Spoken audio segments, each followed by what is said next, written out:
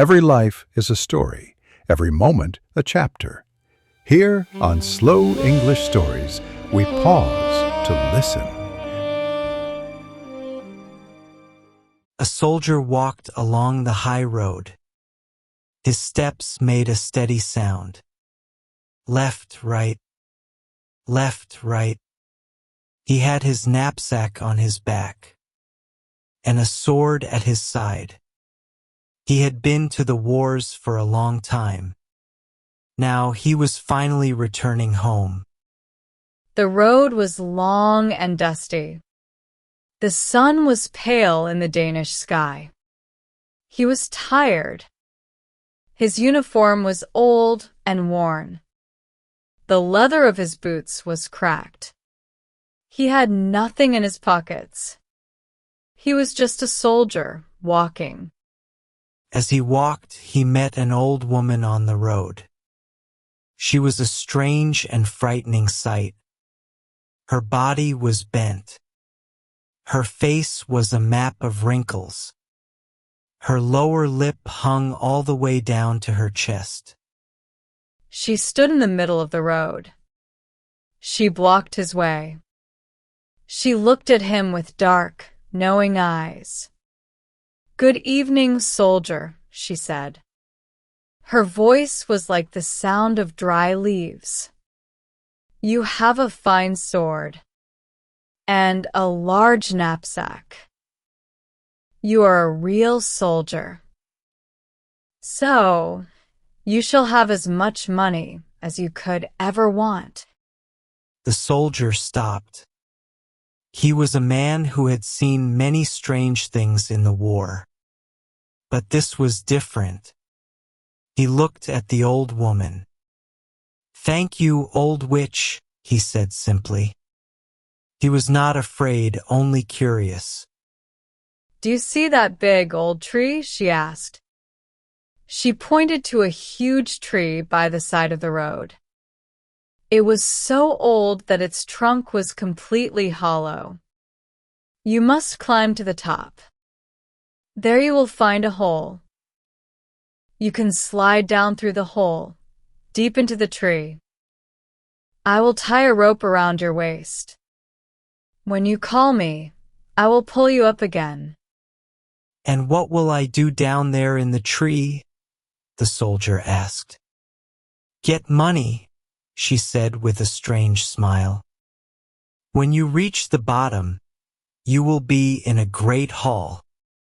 It is lit by 300 lamps. You will see 3 doors.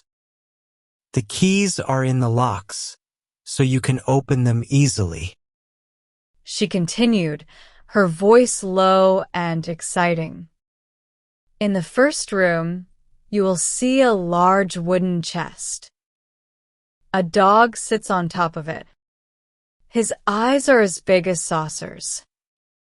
But you must not be afraid. I will give you my blue checkered apron. Spread it on the floor. Then you can pick up the dog and put him on the apron. He will not harm you. You can open the chest and take as many copper coins as you want." The soldier listened carefully. "If you want silver," the witch went on, "you must go into the second room. The dog there is much bigger. His eyes are as large as mill wheels. But do not worry. Just put him on my apron, and he will be quiet. Then you can take all the silver you can carry. But if you want gold, you must go into the third room. The dog there is the most terrible of all. Each of his eyes is as big as the round tower of Copenhagen.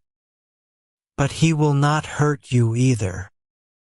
Put him on my apron, and take as much gold as you wish." The soldier thought for a moment. It sounded like a good plan. "This is not a bad story," he said. "But what must I give you, old witch?" You are not doing this for nothing. No, she said. I do not want a single coin. I only want one small thing. My grandmother forgot it the last time she was down there. You must bring me an old tinderbox. Very well, the soldier agreed. Tie the rope around my waist. The witch gave him the rope and her blue-checkered apron. The soldier climbed the old tree. He found the hole and slid down into the darkness. It was a long way down. Then suddenly he was standing in the great hall. It was just as the witch had said. Hundreds of lamps burned brightly. They filled the underground space with a warm, golden light. He saw the 3 doors. He opened the first door and went inside. There, in the middle of the room, was the chest. And on the chest sat a dog. Its eyes were as big as saucers. The eyes stared at him, round and unblinking. The soldier remembered the witch's words. He carefully spread her apron on the floor. Then he quickly picked up the dog. He set it down on the blue and white squares. The dog sat quietly. The soldier opened the chest. It was filled with bright copper coins. He filled his pockets until they were heavy. Then he put the dog back on the chest and went into the second room. Here sat the dog with eyes as big as mill wheels. You shouldn't stare at me so much, the soldier said. His heart was beating a little faster. He put this dog on the apron, and it did not move. He opened the chest and saw the shining silver coins. He immediately threw away all the copper coins. He filled his pockets and his knapsack with silver. Finally, he went into the third room. It was true. The dog on this chest was terrifying. Its eyes were huge and spinning, like the great towers of the city. The soldier had never seen anything like it, but he took a deep breath. He put the dog on the apron and opened the chest. The light from the gold was so bright it almost hurt his eyes. There was so much gold. He could carry more than he could ever spend. He threw away all the silver. He filled his pockets, his knapsack, his cap, and even his boots with gold. He was so heavy with gold that he could hardly walk. He put the last dog back on its chest and closed the door. He walked back into the great hall. He shouted up the hollow tree. Pull me up now, old witch. Do you have the tinderbox? She called down. The soldier stopped. In all the excitement, he had forgotten it. Confound it, he said to himself. I completely forgot. He went back and found the small, plain tinderbox. He put it in his pocket and called again. The witch pulled him up. Soon he was standing on the high road again. His clothes were full of gold. He felt powerful. What are you going to do with the tinderbox? He asked the witch. That is none of your business, she said sharply. You have your money. Now give me the tinderbox. The soldier looked at her. He looked at the small, simple box in his hand. Why did she want this so badly? It must be more important than all the gold. Nonsense, he said.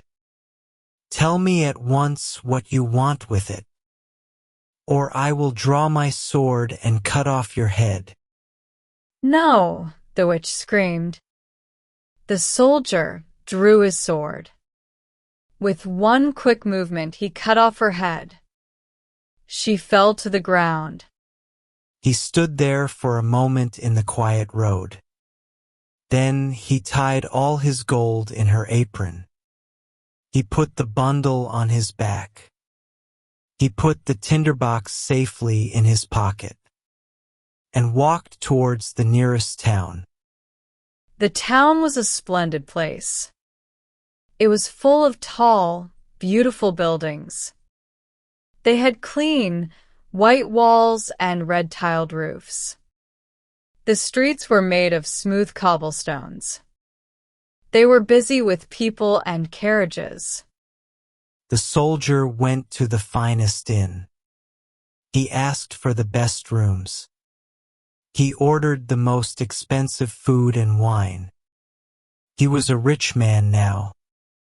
The servant who cleaned his boots thought it was strange.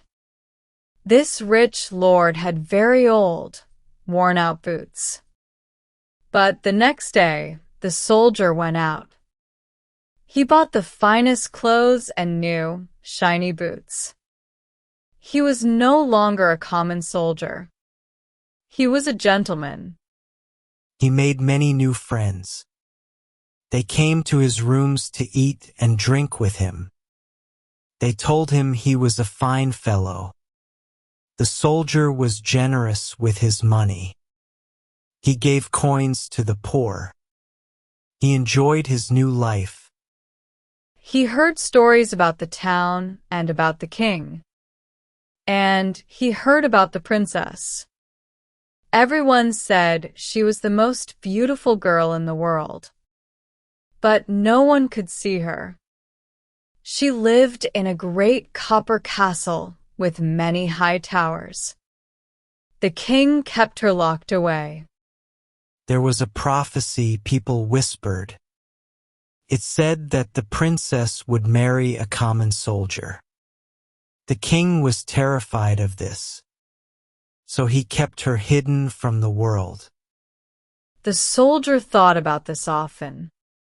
What is the use of being so beautiful if you must sit in a copper castle all day, he thought. I must see her. He felt a strange connection to this story, to this lonely princess. But his life of spending could not last forever. One day he found that all his money was gone. His pockets were empty.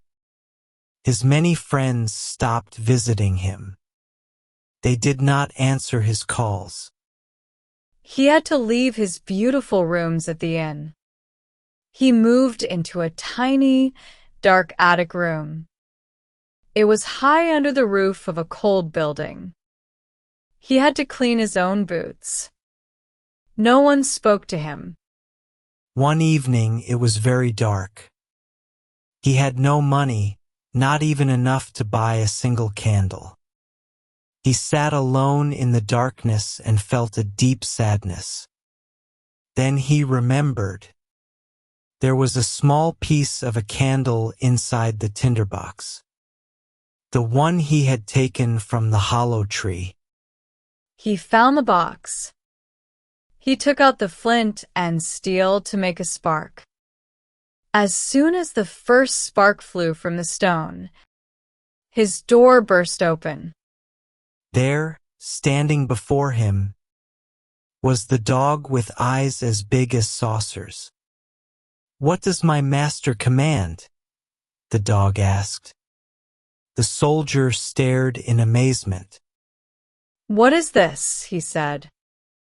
"This is a wonderful tinderbox. Can I really get whatever I want?" He decided to test it. "Get me some money," he ordered the dog.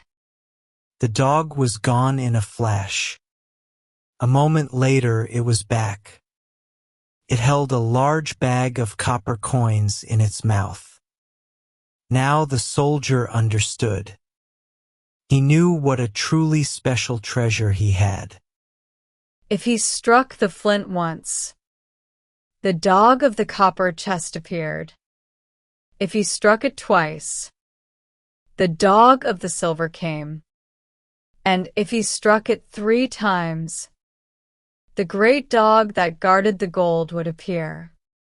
The soldier immediately left the cold attic. He moved back into his beautiful rooms. He bought new, splendid clothes, and all his old friends came back. They said they had missed him very much. Now that he was rich again, his thoughts returned to the princess. It seemed so strange that no one could see her. He felt a pull, a curiosity that he could not ignore. One night he sat in his room and thought, "Where is my tinderbox?" He took it out and struck the flint once. Instantly, the dog with eyes like saucers was there. "I know it is late," the soldier said. "It is the middle of the night. But I want to see the princess, just for a moment." The dog disappeared out the door. Before the soldier could even think, it was back.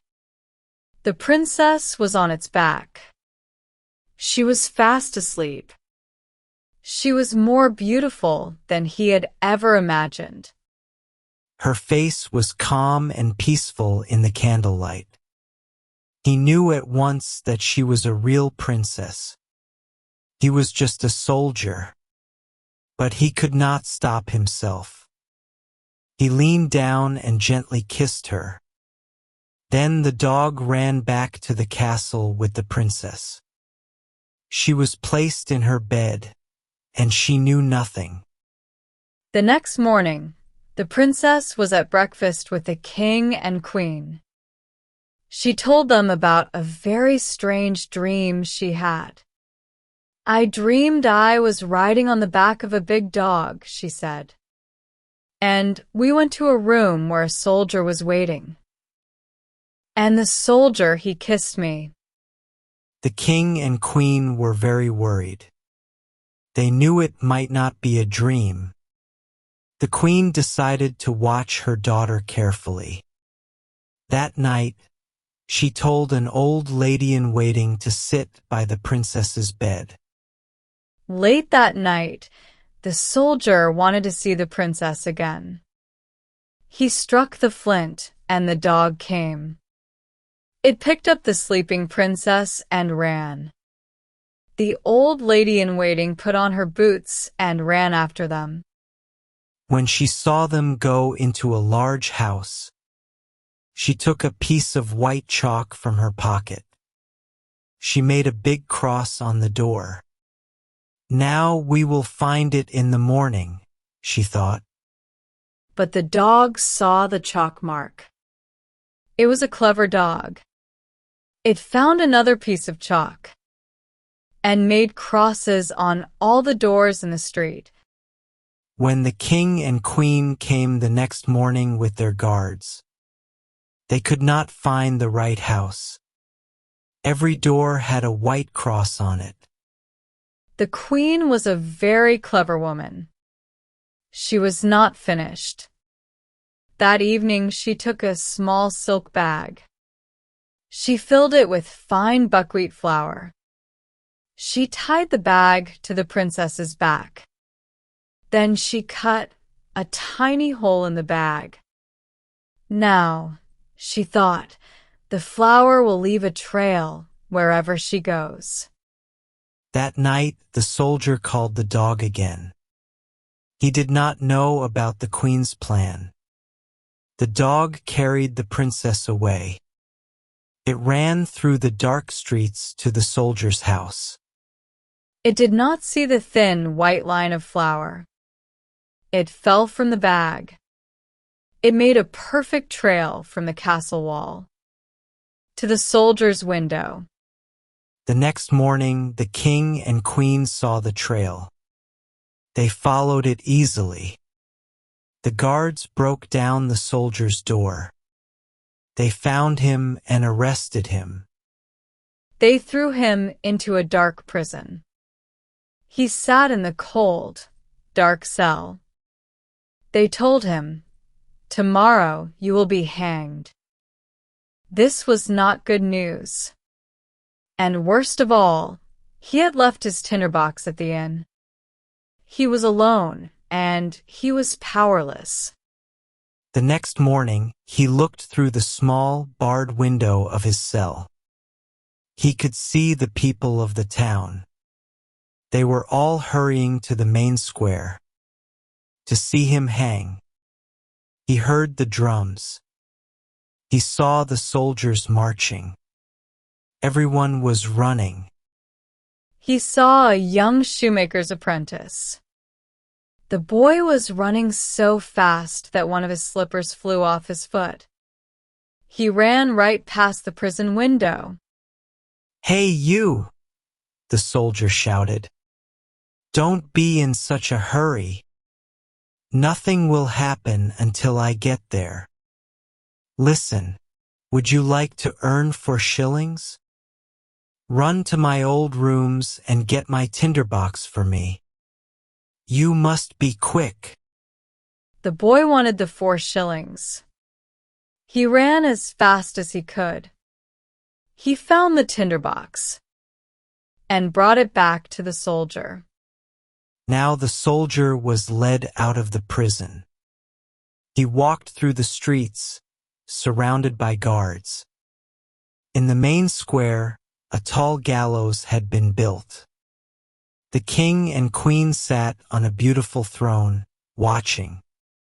The judges and all the important people were there. Thousands of people stood watching. The soldier stood on the scaffold. The hangman put the rope around his neck. It was time. "Before I die," the soldier said to the king, "I have one last wish. It is the custom to allow a poor man one small comfort. May I please smoke one last pipe of tobacco?" The king could not say no to this. It was a simple request. So he nodded his head. The soldier took out his tinderbox. But he did not take out a pipe. He struck the flint, once, twice, 3 times. And in that instant, all 3 dogs stood before him. The dog with eyes like saucers. The dog with eyes like mill wheels. The dog with eyes as big as the round tower. The crowd gasped. The king and queen stood up in shock. "Help me so that I am not hanged," the soldier commanded. The dogs moved like lightning. They jumped on the judges and the counselors. They threw them high into the air. When the men fell back to the ground, they were broken into pieces. Then the dogs seized the king. They seized the queen. They threw them into the air, too. The royal soldiers were terrified. They stood frozen. The people in the crowd began to shout. They saw this incredible power. They saw the old king and queen were gone. "You shall be our new king," they cried to the soldier. "And you shall marry the beautiful princess." So they put the soldier in the king's own carriage. The princess was brought out of her copper castle. She was no longer a prisoner. She was happy to be free. She was made queen. The wedding was a grand celebration. It lasted for a whole week. And the 3 great dogs sat at the wedding table with everyone else. They watched everything with their huge, wonderful eyes.